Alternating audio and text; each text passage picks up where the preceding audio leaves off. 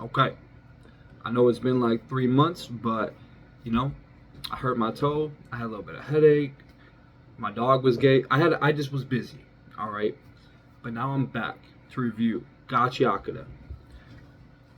First, I want to start with my background in stories, which is as a counselor and someone who uses narrative therapy, I tend to take stories very seriously.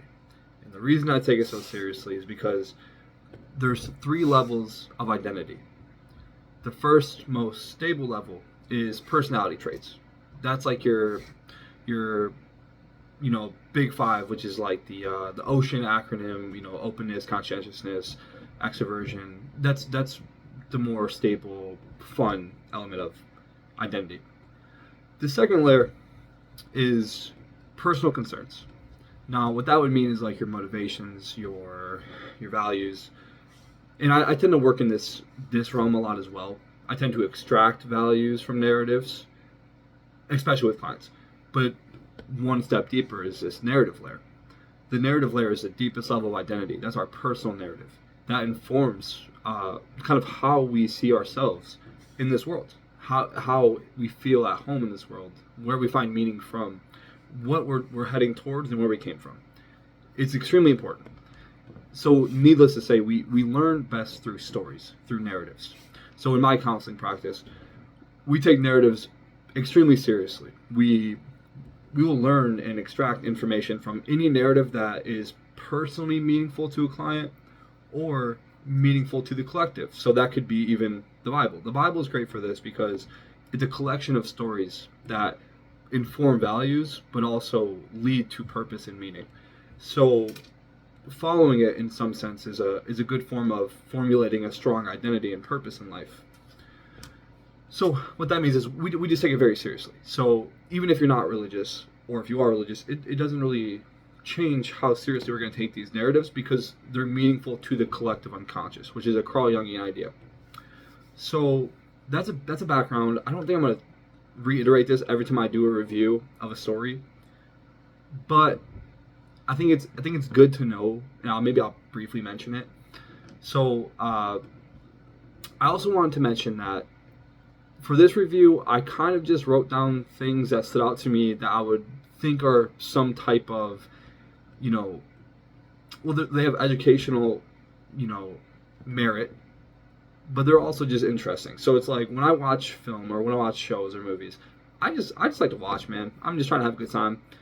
But then I realized that certain motives and certain, storytelling ideas, they really resonate with me. So, and then I try to explain why in retrospect or in hindsight. So that's what I do here. So like I just kind of went chronologically, wrote some things down that stood out to me that might be an interesting fact for you. Some interesting psychology that stood out to me. But if you guys want more of a focused Jungian analysis of a story or something akin to that, I can do that as well. So just gotta let me know. So now as we go through the story, I'm going to say some things that stuck out to me, but in a general sense, Gachiakuta is awesome. Very good story. The first thing, when you're first watching the show, well, I'm going to say light spoilers. I don't know. It might be light. Not too much. The first thing that stands out is Rudo is very invested in trash. He doesn't like to let trash just be thrown away like actual garbage. He tends to cherish it very, very heavily. But one thing interesting that we learn about Rudo's background is that he doesn't really have these stable parents. So a lot of times we see with children in psychology is if you don't have stable parents in your life, and he had one, but it was like an adoptive parent who was like an uncle, you tend to start inheriting beliefs about yourself, and it tends to shake your identity. So what that means is your identity might start becoming really shaky at its core, which is maybe I'm not good enough, or maybe my parents didn't love me for this reason, or it even could be less dramatic, but more so like you don't have some stable role models to model after and formulate your identity off of. So this belief that trash matters. If you look at this in a Jungian perspective, he's projecting his own identity onto the trash. So what he's saying is, okay, this trash doesn't matter to other people, but I'm trash. I don't matter because I didn't matter to my parents, or I don't matter to this world is more accurate for this story. So I'm trash. So therefore, if nobody else is going to care about this trash, or say like just my uncle is, I'm going to also be that person who cares for trash. I'm going to be like my uncle, or I'm going to be the first person to care about myself. In reality, it's some form of like self-nurturing, self-fulfilling, taking care of himself in a way that he does feel more appreciated in this world, more at home in this world. But the idea is that, like, say, for example, in play therapy, we learn with children is they project their inner world onto toys. So we learn that they will naturally put their identities into certain toys. So we ought to be very careful and ought to be invited in to playing with certain toys, or else we could really affect how they see us, how they see the therapy, how they see themselves. So we're just very extra careful. Now, when I watch Gachiakuta, I see the same thing with Rudo. Is like he's projecting so much onto this trash, and it's like, why does trash matter so much to him? The obvious answer is he's projecting himself onto these items, and therefore they become ultimately important. That is himself is in the trash, so now he cares about them a lot. And the show's motives really circulate around that idea that people project themselves onto their trash. So when he says, so a little bit further down in the episode is, you learn that he tries to repair all the trash. He doesn't just keep it; he tries to repair it. One way to look at this symbolically is that he thinks that he himself is repairable, but he's damaged right now. So he sees himself as incomplete. And in reality, this is a coming-of-age story, a hero's journey, whatever one you want to call it. You start as incomplete, necessarily. And then you go through a challenge. So as we see very soon after is, he's framed for murder, and he's thrown away like trash. This is the perfect entry. This is why I like the show so much. It's just like symbolically, it's such a perfect entry. Is if he identifies with trash, and now he's thrown away like trash, he has to confront that. So I don't know. So like in his face, it's so like apparent for him in his surroundings now that people don't care about him. And so when he goes down into the trash abyss after being framed for murder, even though he has this belief that trash is repairable, he's also filled with this uncontrollable rage, which I think makes sense. It's the world confirming his identity of himself. The world says, yes, you believe you're trash, you are trash, which tends to cause a visceral reaction. So now when he's in this abyss, it's already symbolically really on the nose, really perfect of what Jung would call the shadow. Now the shadow archetype is simply the parts of ourselves that we try to repress, that we try not to let others see. So it's not necessarily good, not necessarily bad, but usually it's bad, but not necessarily so. So confronting our shadows, the repressed parts of ourselves, that is the way we become whole. So Rudo starts the show as very unwhole, very unsure of himself, and identifying with thrown away trash. Now the idea is he gets thrown into this abyss where he has to confront this part of himself who believes he is trash and try to transcend it. So the whole goal of the show becomes, Rudo, how can Rudo get out of this trash and start seeing himself as something worthy, more worthy than the trash he's living in, which he has the predisposition for, and that's probably why he's the hero. Is he has this disposition towards transcendence, which is like, I deserve better, I can do better, trash is redeemable, things have a soul to it. So he has this disposition to transcend the shadow, but first you have to confront it. Confronting it is very hard. This is the motive behind every story. So, every time there's a Superman and Lex Luthor, or, even Jonah and the Whale, every time there's a big adversary, or even the classic dragon motives in most stories, there's a treasure and there's a dragon guarding it. The treasure, let's say, is transcendence or wholeness or individuation, whatever way you want to call it. The dragon is that shadow. It's the part of your unconscious that is stronger and more repressed than anything you've confronted before, that you have to overcome to gain strength. So let's say, for example, Superman fights, let's say, General Zod, but he doesn't get stronger. Well, then he just loses. He has to get stronger necessarily in order to overcome General Zod. Now, you can see I'm very much blurring the lines between the narrative and between psychology, but that's because they're one and the same. So let's say, for example, if I'm talking to a client about the Superman motive, the Superman archetype, what hopefully they inherit from the story is that they have to necessarily go through strife. So it's like General Zod is stronger at first, you're going to lose that fight, you're going to learn from him, and then overcome him with time and persistence and vigorosity. Sorry, I'm sick. So you have to overcome that shadow. And Rudo is set into a perfect place that is symbolically precisely the issues that he is struggling with, which is why I think it's such a fascinating, already archetypal world that he's facing. I was looking over my ramblings, and there's probably two more things I want to say on this section of the story. The first is, you often notice this with even friends, family, you'll notice this with yourself. You tend to create the hellscape that is your mind. So this is the simple ideas behind, manifestation, praying, meditation. The idea is you create some type of inner processes that is conducive to the external world. What does that mean? Is that we tend to project our inner world outward. So say a person has a very negative view of the world, very pessimistic view of the world. They will find the bad in everything.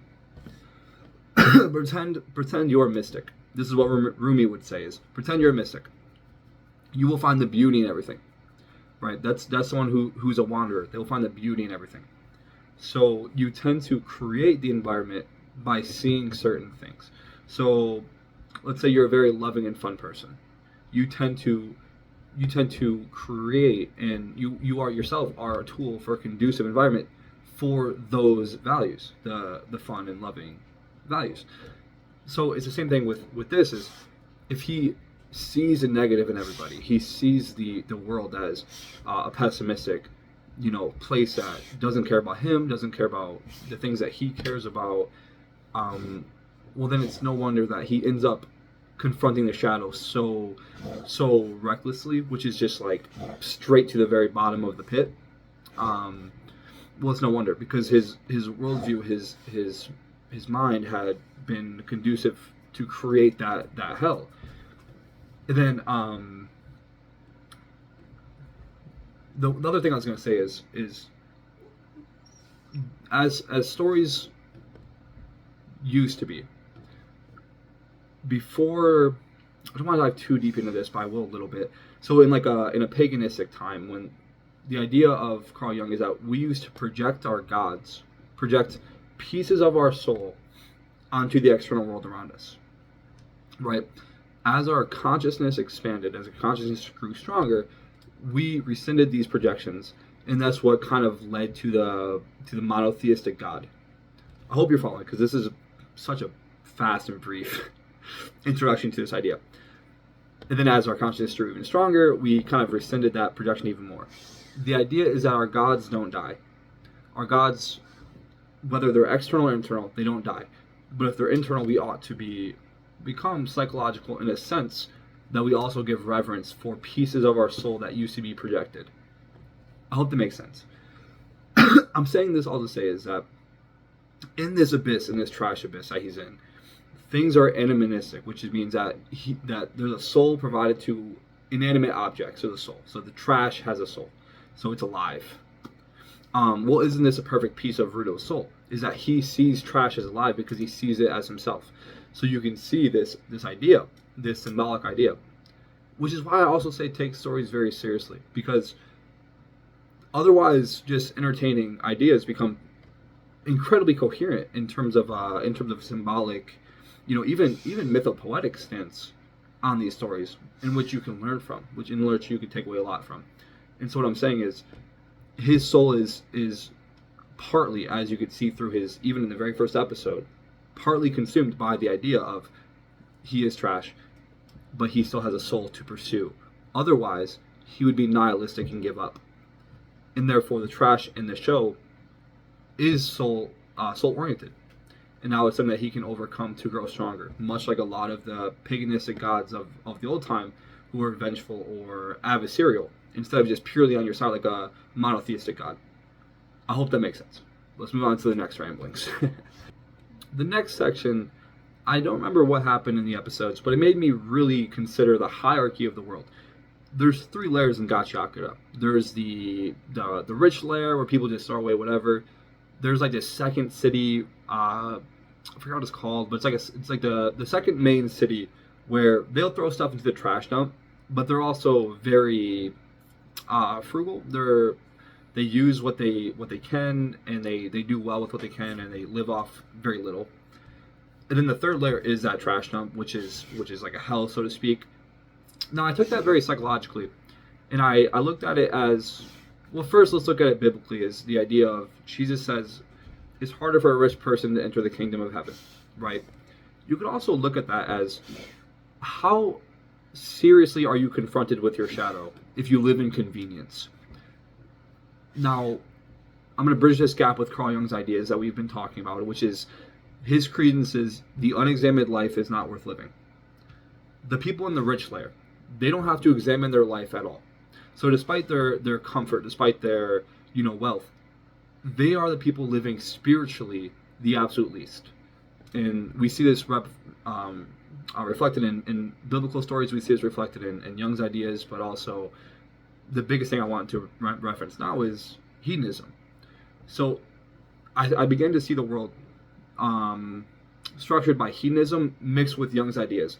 Now, what I mean by this is the top layer, as we discussed, this rich layer is they're hedonistic. They do in whatever they want. They're very much about indulgence. So they'll just take and then get rid of excess. Like they don't really care. They're hedonistic. Hedonistic, we know, is the opposite of transcendence. You can't transcend while being hedonistic. That's quite literally impossible according to any religious doctrine, besides maybe the ones that people tend to look at as more cult-like.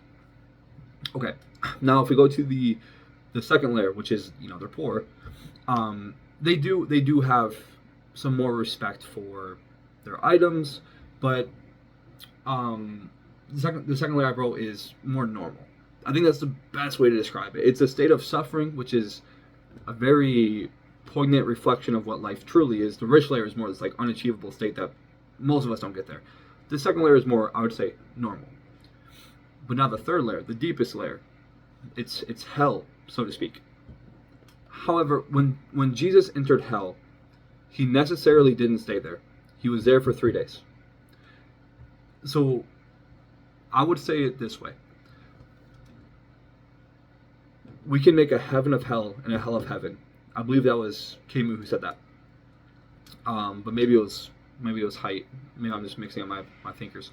But I would say that in terms of hell is our opportunity for transcendence. We can make a heaven of hell through transcendence and through that a meaningful confrontation with the shadow. So spiritually, let's look at it this way. Spiritually, who will have to rise more to get out of the depths that they're in? Who will rise more? The rich layer, who care very little just to not stay where they're at, and they care very little about spiritual pursuits because they're hedonistic. The normal layer, which is people who suffer but don't necessarily take that step to look for meaning in their suffering. Or the third layer. The third layer is people who confront their shadow, who confront that suffering head on, their rage, their inner fear, you can look at it through Jabber and all of them, their inner sadism, their inner Machiavellianism. They confront this meaningfully. Who will have to rise further? The people at the bottom. So Carl Jung says modern people can't find God because they don't look low enough. But we also know that he thinks to find yourself, you have to look lower. The people at the very bottom are the only people actually caring. The people only people who are actually forced to confront in some way, whether it's through some type of social means, which is like being framed for murder or something, some type of forced experience, or some type of inner processes. Say if someone went down there voluntarily. But these are the people who actually care to transcend, as are the people who care to look low enough. So in my counseling practices, we do the same thing that Rudo does. Rudo is a great character to use in some type of narrative way in counseling, because he goes and confronts his identity, which is fragmented and harmful. He goes and confronts his rage.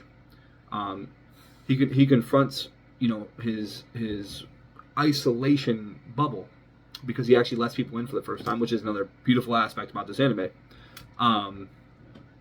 So he actually has to confront. So I know it's only season 1 right now, but if you had to predict, I mean, he's going to be a more traditional hero. He's going to be someone who transcends his suffering by making it meaningful, finding inner spiritual growth through it, which is something the other 2 layers simply don't do. And the first layer does much less so than the second one, if that makes sense. Now, something that I had a little bit of trouble deciphering was the soul of objects, which is if you care enough about an item, you can give them a soul, and they become alive, and you can use them with powers and stuff. And the reason I had a little bit of trouble was because heroes and villains did it alike, which is a motive you see in this show, which is, Rudo's and the main villain's plans are damn near the same. So, like, it's kind of hard to decipher why they would be, so similar in that power sense, which is like, the way I first saw it was like, perhaps it was hedonism versus asceticism, which is like the bad guys, they use from indulgence and they don't give reverence for it, but then the good guys, they use very little and they care a lot. But I didn't think this was a satisfactory answer, because they all seem to care greatly about an item, which you could say is materialistic. But I don't think this show is going for like, hey, everyone's materialistic, nothing like that. And I don't think they're going for like, I didn't see it enough to think that the bad guys were hedonistic. So I don't think that was satisfactory. So kind of what I got to was like, perhaps it's reverence versus idolatry, which is like, the bad guys, they see their items as idols. They kind of like them too much. Whereas like the good guys, they have reverence for the items, which is like, kind of kneeling and surrendering to its power. I don't think that's satisfactory, because I didn't see that type of idolatry from the evil group in the show either. So kind of what I got to was that kind of what I said earlier, which is I think it's more of a projection of the soul. I think it's more so people who felt outcasted, or who never really felt full or complete. I think that makes some sense, given that they all share the same setting, which is like that hell setting, that trash, dumpster, which is I think they all share the same setting. Therefore, perhaps it's a reference towards they all feel fragmented, which is why they're confronting the shadow. And as they're all down there confronting whichever it is that they confront, and especially Rudo, because I mean, even himself, he's reflected in the main boss bad guy, which is like the same goal. As they're down there confronting it, they're all in pursuit of their transcendence. However, the reality is, and this sucks to say, some people, when they confront their shadow, they don't necessarily always come back better. And what that can mean is, like, you might find, sadism or violence or a lot of anger in your shadow. Not everyone transcends it and becomes better for it and becomes the best person through it. You have to have that Rudo type of will, which is to say, I will do better than what I'm doing now. I will improve. I will transcend. And he kind of does this through like this righteous rage. But you'll say like, I will improve regardless. So you can confront all these negative and scary things, but you can't get lost in that abyss. This brings me to like Friedrich Nietzsche's proclamation, which is like, if you gaze into an abyss long enough, the abyss gazes back into you. Well, I think this is what happens with the evil organization, is that they kind of allow their soul's suffering to keep them in their shadow, and then they get comfortable with it. I'm going to bring up another example because it's interesting, but like Soren Kierkegaard, he says that my most faithful mistress is my melancholy. So I flipped that around, but to paraphrase, all right, guys, relax. So what this means is some people find comfort in solace in their suffering, whereas with my existential leanings in counseling, we try to find a way to transcend it. So kind of you see the difference between the villain organization that stays in the shadow versus someone like Rudo who will eventually necessarily transcends it, as every hero does of every hero story. So that's what I'll say about that. Now, throughout the show, they reference Rudo's past and his grief constantly, which I loved so much because a lot of animes or a lot of shows I see, they let grief just be like, oh man, someone died. Okay, we got a mission to do, so let's forget that. They don't let that happen. They let grief be a big part of why Rudo wants to do better and transcend. So they kind of consistently bring up, let's say, a value of his adoptive father. Like, hey, remember when he said this or did this? And they let it inform his own decisions. What's absolutely beautiful about this, and why I love stories, is this is actually such precise grief work. So say someone's in acute grief, you'll actually just sit with those emotions. You'll sit with that grief. You can't do so much to grow at this point. That's okay. Once you get a little bit further along, and you're trying to find meaning through it, which is like the Kessler 6 stage of grief. Once you're trying to find meaning through it, one thing you will necessarily do is understand what values did they have that filled you up in some way. Now let's figure out how to make those values a part of your daily life to fill you up the same way that your adoptive father filled you up. This is such precise grief work in a way to carry forward a person meaningfully. So when we say meaning, we don't mean like, it's a good thing it happened, or when I notice this is a confusion sometimes, so I just want to mention this. But like, we don't mean like, okay, we're happy that happened because this thing happened, they're in heaven. This is not what we're saying. But meaning is to make sense of it in some way. So sometimes to find meaning in it, you simply have to carry forward their values that meant a lot to you and share those with the rest of the world. So a lot of times we see with grief work, like I have clients who become so much more pro-social, so much kinder, so much more caring and giving, so much more motherly is a big one that happened. So things along those lines where your values inform your grief, and they carry you through grief work. I thought it was absolutely beautiful. And the way they do it with the adoptive father is just a wisdom, like I said, but his wisdom sometimes to be kind or to be forgiving, which is slowly releasing Rudo's grief as well. Now, one thing I'll say narratively is, and this is what Francis Weller talks about a lot in his grief work, is grief forces a confrontation with what we didn't want to confront. So if you want to look at it this way, is the death of his adoptive father, symbolically, is probably the reason he went to the trash dump in the first place. So it wasn't probably his fragmented identity that forced him into the abyss. It was probably his grief. Grief puts us into a very specific existential state in the world. So when he confronts the grief, he goes into the abyss, and now he's confronting everything. He's confronting his identity. Now, is there a better time to start integrating his adoptive father's beautiful lessons into his identity than when he is at his lowest, confronting his shadow, confronting his own identity, and has lost him? So he's doing two birds with one stone. He's building an identity, but he's doing it through a very wise stance, which is, integrating grief work. It's just so fantastic. I love this part of the show. It was one of the best parts for me. And then one more thing too is like, I think Kubler-Ross mentions this, Francis Weller mentions this, everyone, but like, community is such a big part of grief, a part of grief work. So his rage is necessarily tied to grief as well, as tied to identity, is tied to a world that doesn't want him. But when does he actually start? You start to see slight respites from his grief.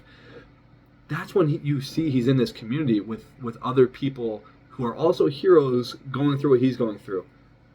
A sense of belongingness. This is his first time feeling like he belongs. And it's just absolutely beautiful because you see so many people try to isolate after grief. And this happens, with pretty much every client I have with grief, is there's an isolation process. but true healing comes from letting other people back in and taking that risk. So Rudo only let one person in his life, really close to him, his adoptive father. But then the side characters, they persist to get close to him, and it leads to you actually see the symptoms start to dissipate, which is like the unnecessary suffering, which is the rage and the, let's say, vengeance side of himself. You only see slight breaks from that, which is just such, again, a reflection of real life. But it also informs of, hey, where could you grow? So say if I have a client, I would say, hey, look, this is something that you've been doing. You've been isolating, you've been angry, you've been sad, you've been confronting yourself. When does Rudo actually, improve? When does he actually, you see a break or you see a chance at transcendence? Well, that's when he's listening to the advice of his adoptive father. That's when he's feeling like he belongs. He's letting other people in. So you start to see where you can start using these values from these narratives, and also relating to them at a deeper level as well. So it's just fantastic, and this show is fantastic. Now this gets to the point of why Gachiakuta is special in particular, and the way I had kind of rambled it is kind of like something like other shows, other animes especially, they don't let people sit in the sadness long enough, even though they wrestle with tragic topics as well. Because we see a lot of deaths in anime, but how often do you actually feel upset about it, or how often do you actually feel bad for the character? And it's very hard to, because usually there's like this sense of not even tragic optimism, but just too much pure, unadulterated optimism, which is kind of takes away from the emotional baggage of in the reality of the show. It's like they call it flanderization, but it's like this character is optimistic, therefore even when someone dies, he's gonna get a stern look, and he's gonna lock in, and he's gonna be a fantastic whatever scenario. It's just not reflection of reality. So I like how this show actually lets Rudo sit with that anger, sit with that sadness, sit with that grief. They let that sadness be sad. They let it linger for so long and inform almost everything he does, instead of just being like, it's something else to overcome. So that's almost too far in the opposite, in the direction I'm heading, which is like that transcendence. That's too far, because now it's not real. Now it's too optimistic. Whereas what we were trying to avoid is pessimism. And one thing I said here is that Rudo keeps that sense of optimism in terms of his will to fight. So his will to fight doesn't decrease. He is steadfast in his determination to fight the shadow and overcome it and transcend. But he doesn't lose sight of the sadness and the tragedy that has happened to him. But he knows he can't lose the fight, or else, again, symbolically speaking, or else what does he succumb to? He succumbs to the fact that his life is meaningless, which is the ultimate thing people wrestle when they grieve. The first thing they question is, how can I find meaning in life without this person who I loved?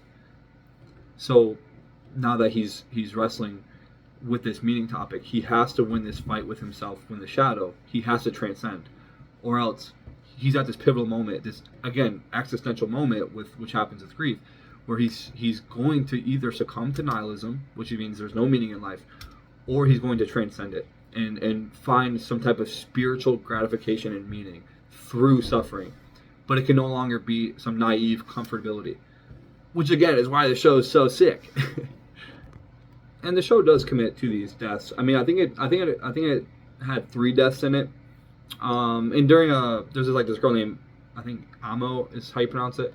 But like when you hear her story, your gut really drops, and I think it has a lot more emotional weight, a lot more emotional strength than shows like JJK or something, where I don't think there's much substance to it. I think it's much more of a basic shonen, power fantasy. I think this show is much more akin to Fullmetal Alchemist or Hunter x Hunter, where there's actually some emotional beats that they try to hit, they try to go for, and they let linger, which is phenomenal. They let things be tragic. I don't like when superheroes or whatever else, I don't like when they don't commit to death. Like they bring Superman back from the dead or something.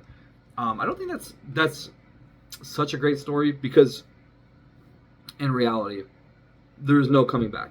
There's finality in there's finality in life. So like if I'm using the story therapeutically, I try to avoid those stories where where death is just like one hurdle, because in reality, death is a big part of life in the stories. So sometimes when you're pursuing your meaning, you die, and sometimes that is meaningful in itself. Is that you died pursuing something beautiful or something akin to that. So I think I don't like shows that don't commit to death, and this show has committed to death. So I like that a lot.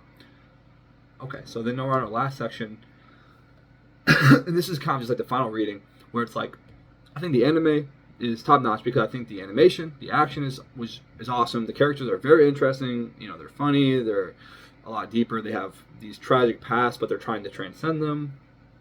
I think it speaks to people who are in some way were some way in their youth outcasted, which tends to lead to a fragmented identity.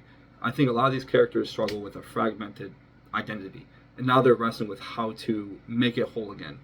And sometimes, here's what Viktor Frankl says: self-transcendence precedes self-actualization. So what all that means is sometimes you have to transcend the shadow before you become whole from confronting it. This sounds complex, but all I'm saying is sometimes you need to find that spiritual strength, that spiritual wholeness, let's say, before you find like identity wholeness. That's pretty much all I'm trying to say in a more simple sense. Wow, I put a Tillich quote in here. So I said, which as Tillich said, it means to say yes to life in spite of non-being, and non-being is synonymous with nihilism.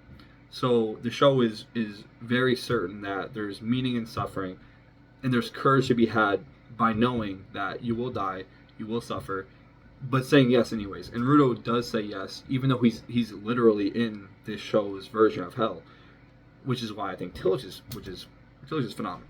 You should read Tillich if you haven't read Tillich. Yeah, so I kind of already summarized the show, but like, it's wrestling with the shadow, the fear that his life is worthless, and then by extension, the show becomes about proving otherwise, proving that he isn't worthless and he is worthy of some type of meaning. And sometimes the meaning is finding meaning. Sometimes the meaning is becoming whole. Sometimes the meaning is transcending grief. And he kind of pursues all those simultaneously. It's just really beautiful. I put a Haidt quote in here for some reason, but Jonathan Haidt had mentioned, a good will seems to be the precursor for being worthy of a good life. I think that's really phenomenal here because Rudo has a good will. Because of that, we see him as the hero of the story because we think he's worthy of a good life. Now it's about rising to achieve it, rising to grasp that meaning in life, which I think is just really interesting. And then, which brings us back to the idea that trash is repairable. So Rudo looking at himself negatively, but with the hope that he has redemptive potential. Or at the extremes, that he is even worthy of meaning in a world that thinks he's trash. That's my final synopsis, which I think is an amazing story. So I'd rate the show like a 9.5 out of 10. I'd highly recommend it to anybody. For entertainment, I want to stress that. It's also just entertaining, man. Go watch it for fun. Very good, interesting show. Interesting characters. But also, if you want to kind of relate to the characters, I think it's very relatable. I think there's grief, there's identity fragmentation, there's struggling, which is amazing. There's finality. I think it's a very interesting story. I think there's a lot of soul in the show. So go watch it and subscribe and shit. All right.